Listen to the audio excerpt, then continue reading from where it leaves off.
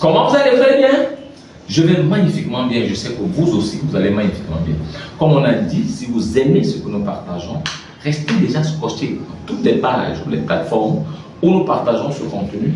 Aimez massivement, commentez même, mais surtout partagez massivement pour que ça puisse intéresser quelqu'un. Alors, nous allons donc attaquer la 5e capsule de ce soir pour justifier pourquoi nous avons besoin de prendre la personne dans le marketing. Alors, le 5e point soit l'attitude.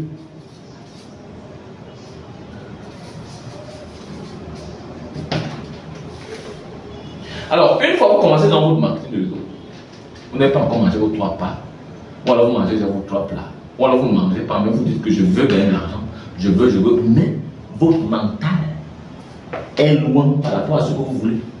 Parce qu'il faut le dire, l'argent vient aux personnes prêtes. Et tout se passe dans la tête. Si vous n'êtes pas une personne prête, l'argent ne viendra pas à vous. Si vous êtes prêt pour autre chose, vous allez aller là-bas. L'argent est non seulement jaloux, et je disais même dans un post un jour que l'argent est hautain. C'est-à-dire que si l'argent était humain, on va dire que l'argent a fait trop de nyanga, comme on dit chez nous. L'argent est hautain, l'argent ne regarde pas. Oui, parce que l'argent ne part pas chez n'importe qui. Il faut avoir, pour avoir l'argent, il faut être argent.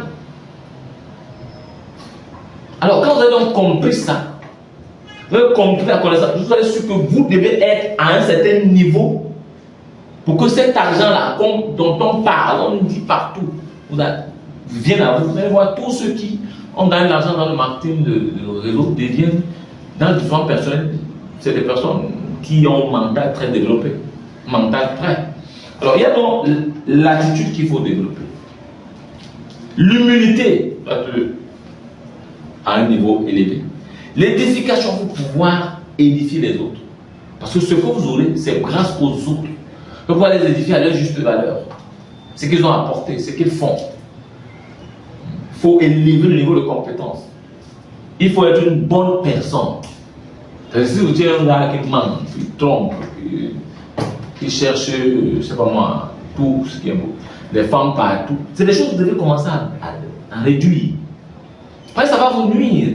Dans votre organisation, vous voulez créer un système d'entre-gens avec des personnes qui vous regardent, qui croient en vous. Vous ne pouvez donc pas permettre une erreur. Parce que l'argent, c'est là où l'argent va. Tout ça émane du développement de la personne que vous devez être.